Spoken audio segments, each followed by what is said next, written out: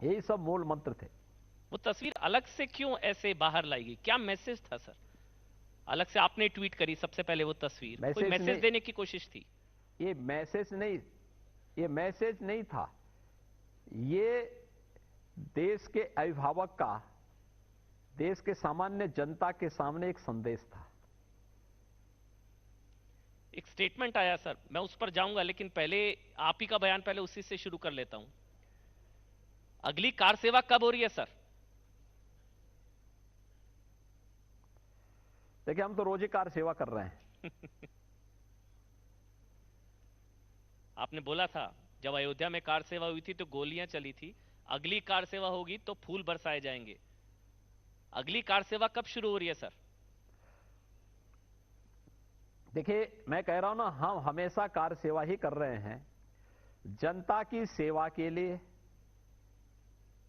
प्रदेश के उत्थान के लिए, निस्वार्थ भाव के साथ की जाने वाली सेवा ही कार सेवा है। और ये जो सेवा है, ये कार सेवा का ही रूप है। जब हम कावड़ यात्रा पे पुष्प वर्षा करते हैं, जब हम दीपोत्सव के आयोजन में पुष्प वर्षा करते हैं, जब बरसाना की रंगोत्सव पे पुष्प वर्षा करते हैं, जब देव दीपावली, काशी की देव दीपावली पे पुष्प वर्षा करते हैं, जब प्रयागराज के कुंभ में और प्रयागराज के माघ मेले में पुष्प वर्षा होती है, तो पुष्प वर्षा कार सेवा का ही प्रतीक है और उन्हें सम्मानित करने का प्रतीक है, और यही हमारी कार सेवा है। नहीं, लेकिन राम भक्तों पर गोलियां तो अयोध्या में कार सेवा के दौरान चली थी ना। तो योगी जी, मथुरा काशी से आपके बयान को वो मैं ना सब जोड़ूं? दौर गया ना। देखिए, वह दौर गया जब हिंदू समाज को अपने पवित्र स्थलों के लिए संघर्ष करना पड़ा था, खून बहाना पड़ा था। आज इसकी आवश्यकता ही नहीं। भारत के संविधान पर, भारत की विधि व्यवस्था पर, भारत के लोकतंत्र पर हमारा विश्वास है। तो जो विधि सम्मत होगा, जो संवैधानिक होगा, जो लोकतांत्रिक होगा, उस पद्धति से हम लोग इस कार्यक्रम को आगे बढ़ा रहे हैं। और अयोध्या में श्री राम जन्मभूमि पर भगवान राम के भव्य मंदिर का निर्माण उसी संवैधानिक दायरे के अधीन ये सब कार्यक्रम आगे बढ़ा है।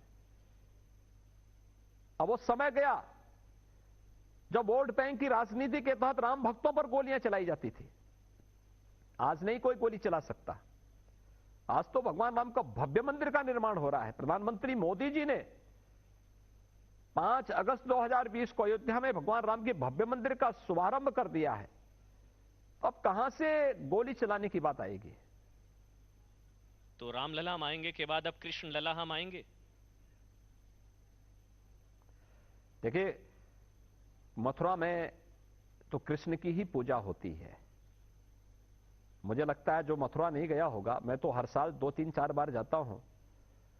हमने ब्रज तीर्थ विकास परिषद का गठन किया है।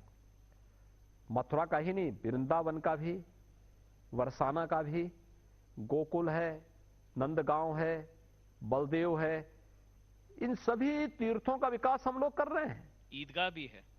और वहां पर जब मैं जाता हूं तो वहां पर भगवान कृष्ण की ही पूजा करके आता हूं, राधा रानी की उपासना करके आता हूं। तो आप कृष्ण लीला की बात कहां से? कृष्ण लीला तो वृंदावन के कण-कण में हमने कृष्ण का वास माना है। तो वहां पर इस बात की कोई बात, इस प्रकार की कोई चर्चा नहीं। वहां पर तो हमेशा वहां पे जय श्री कृष्ण ही होता है। वहां पे राधे राधे की बात कोई करता है। वहां कोई दूसरी चर्चा होती ही नहीं। तो फिर डिप्टी सीएम आप काशी में जाएंगे, जी, वहां पे हर हर महादेव के नारे लगते हैं।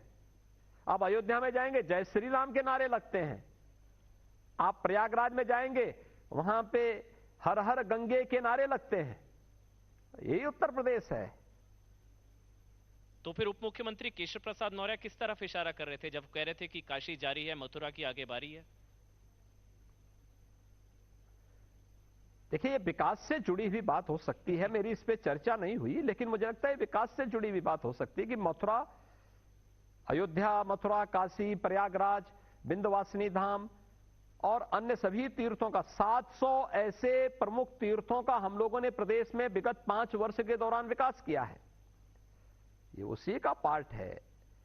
अयोध्या है, मथुरा है, काशी है, ये हमारी सप्तपुरियों में भी आती है। अच्छा, तो विकास तो हर एक जगह हो रहा है। वहां का आध्यात्मिक, वहां का सांस्कृतिक, वहां का भौतिक, हर प्रकार का विकास होना चाहिए। समग्र विकास की प्रक्रिया के साथ जोड़ना, और उस समग्र विकास की प्रक्रिया के साथ जुड़ने की एक कार्रवाई हमारी है।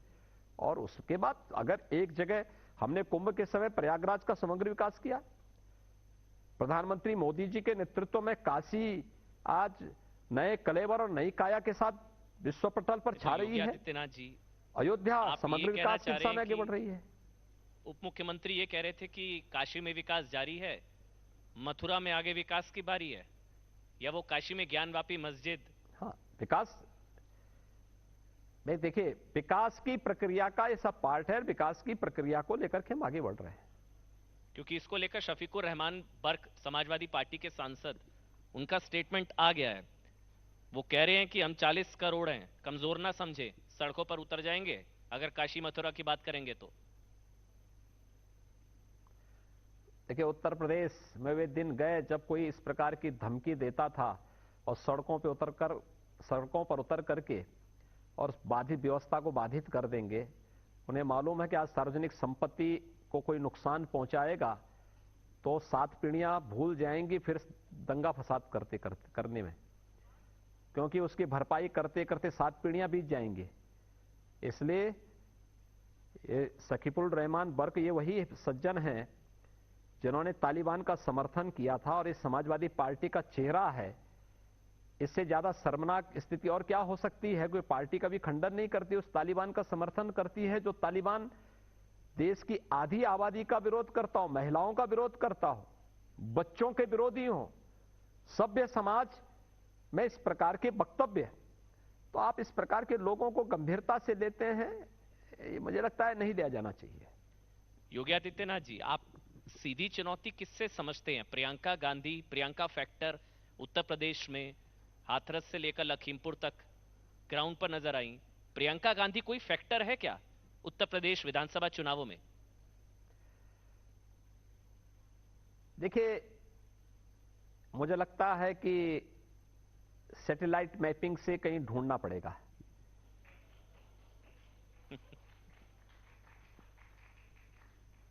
लेकिन तो बहुत ग्राउंड पर नजर आ रही है। मैं फिर से कह रहा हूं, लखीमपुर, हाथरस, आप लोग जाने नहीं देते, गाड़ी रोक देते हैं, उनकी पब्लिसिटी उनको अलग से मिलती है। तो प्रियंका फैक्टर कुछ नहीं है। देखिए, सवाल यह है कि भाई बहन की जोड़ी 2014 में अपनी कर्जमा चुकी है।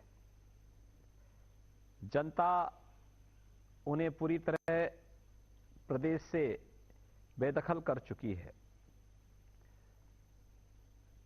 और प्रदेश में कोई ऐसा गठबंधन नहीं जो न हुआ हो। 2014, 2017, 2019 में महागठबंधन हुआ था। रिजल्ट क्या रहा? फिर से हो गया है। महंत के खिलाफ जयंत आ गए हैं, एसपी आरएलडी, आपके खिलाफ महागठबंधन बनना शुरू हो गया है। देखिए, महागठबंधन 19 में था, और 19 का वह गठबंधन जिसमें कांग्रेस, सपा, बसपा, आरएलडी, ये सभी लोग एकजुट होकर के लड़ रहे थे। ये सभी एकजुट थे, एक मंच पे थे जी।